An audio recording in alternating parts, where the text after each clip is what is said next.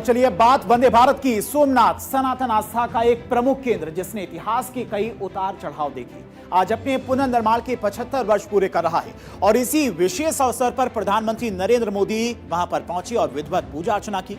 लेकिन यह दौरा सिर्फ धार्मिक अनुष्ठान तक सीमित नहीं माना जा रहा है, बल्कि इसके सियासी और प्रतीकात्मक मायने भी निकाले जा रहे। जिस तरह से आज भव्य तरीके से प्रधानमंत्री मोदी ने विधि विधान से पूजा अर्चना की, साथ ही साथ सभी देशवासियों को सोमनाथ के इतिहास के बारे में बताया, सोमनाथ के गौरव के बारे में बताया। सोमनाथ मंदिर के पुनर्निर्माण के 75 वर्ष पूरे होने का अवसर सिर्फ एक ऐतिहासिक पड़ाव नहीं रहा है, बल्कि इसे सनातन आस्था के पुनर्स्थापन के प्रतीक के तौर पर भी देखा गया है। इस खास मौके पर प्रधानमंत्री नरेंद्र मोदी की मौजूदगी ने कार्यक्रम को और अधिक राजनीतिक और सांस्कृतिक महत्व दे दिया। राजनीतिक हलकों में इस पूरे घटनाक्रम को 2027 में होने वाले गुजरात, उत्तर प्रदेश समेत कई राज्यों के विधानसभा चुनावों से जोड़कर भी देखा जा रहा है, जहां पर इसे एक बड़े वैचारिक और सांस्कृतिक संकेत के रूप में भी माना जा रहा है। सोमनाथ ऐसा मंदिर जिसे विदेशी आक्रांताओं ने लूटा, तोड़ा और मिटाने की कोशिश की, लेकिन हर बार वो अधिक शक्ति के साथ में खड़ा हुआ। आजादी के बाद सरदार वल्लभ भाई पटेल ने सोमनाथ के पुनर्निर्माण का संकल्प लिया था, और उस समय यह सिर्फ मंदिर निर्माण का फैसला नहीं था, बल्कि गुलामी के प्रतीकों से बाहर निकलकर भारत के सांस्कृतिक आत्मविश्वास को फिर से स्थापित करने का प्रयास था। आज 75 साल बाद उसी सोमनाथ में प्रधानमंत्री मोदी की मौजूदगी इस बात का प्रतीक बन गई कि भारत अब अपनी विरासत को केवल इतिहास की किताबों तक सीमित नहीं रखना चाहता है, बल्कि उसे राष्ट्रीय चेतना के केंद्र में स्थापित करना चाहता है। और मोदी की सनातन वाली तस्वीरें भी इस वक्त सोशल मीडिया पर काफी ज्यादा वायरल भी हो रही हैं, जिसमें पीएम मोदी पूजा करते नजर आ रही हैं। पीएम मोदी ने सोमनाथ की विशेष पूजा और शिव आराधना की है। प्रधानमंत्री ने मंदिर के शिखर पर कुंभाभिषेक किया।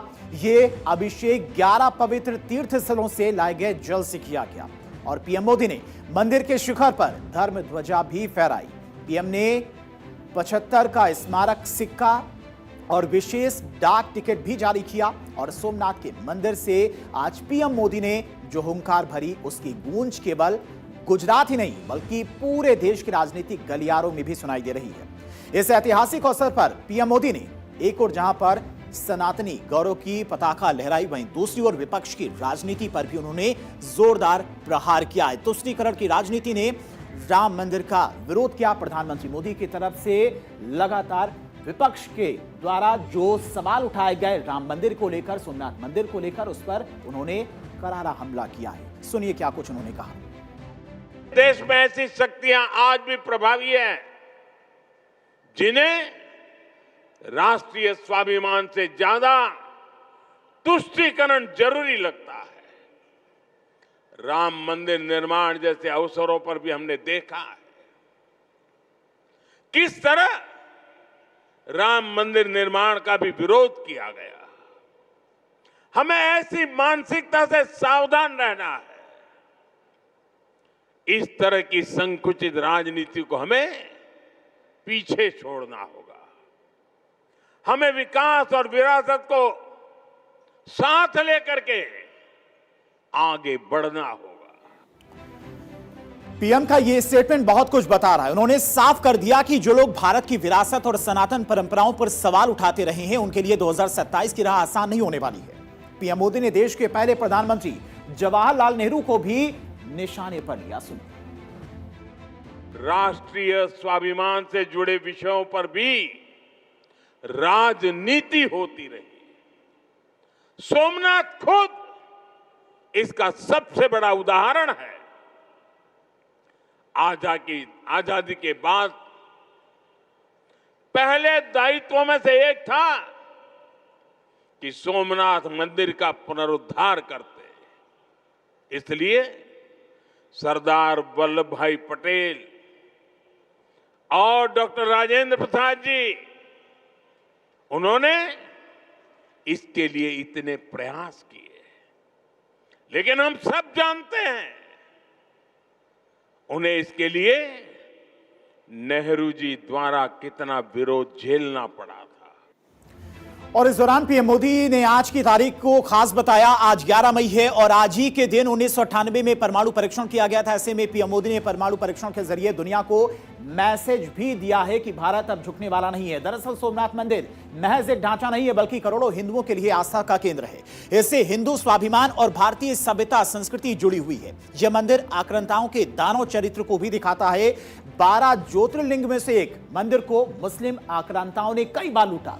आखिरी बार मुगल बादशाह औरंगजेब ने इस मंदिर पर हमला कर इसे लूटा था। मंदिर को नष्ट कर वहां पर मस्जिद बनाने की कोशिश की गई थी, जहां महादेव का वास हुआ और उसके अस्तित्व को भला कौन मिटा सकता है। कब कब हमला हुआ है, सोमनाथ मंदिर पर कितनी बार हमला हुआ, तो चलिए वो भी आपको समझाते हैं। 1725 में सिंध के अरब गवर्नर अल जुनैद ने सबसे पहले मंदिर को लूटा था और उसके बाद 1026 में भीम प्रथम के शासनकाल के दौरान भी इस पर हमला हुआ था। मुस्लिम शासक महमूद गजनवी ने मंदिर पर हमला किया।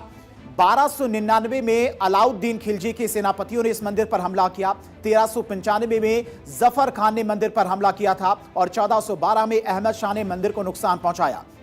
1469 में महमूद बेगड़ा ने पूजा पर रोक लगा दी थी और 1665 और उसके बाद 1706 में औरंगजेब ने मंदिर को नष्ट करने के आदेश दिए। मंदिर पर 17 बार हमले का जिक्र मिलता है, लेकिन आज भी यह मंदिर खड़ा नजर आता है। इतिहास के पन्नों में सोमनाथ मंदिर वो नाम है जिसे आक्रांताओं ने कई बार तोड़ा और लूटा, लेकिन हर बार ये आस्था और पुनर्जागरण का प्रतीक बनकर फिर से खड़ा हुआ। आजादी के बाद जब देश ने अपने सांस्कृतिक गौरव को फिर से संजोने की कोशिश की, तो सोमनाथ मंदिर का पुनर्निर्माण उसी आत्मगौरव का बड़ा प्रतीक बना।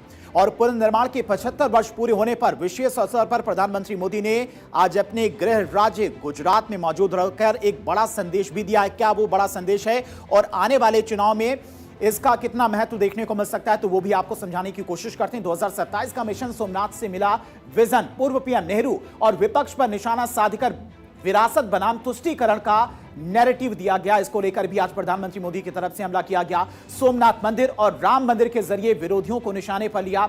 विपक्ष के द्वारा जिस तरह से लगातार राम मंदिर को लेकर सवाल खड़े किए जाते थे, उस पर भी पीएम मोदी ने हमला किया।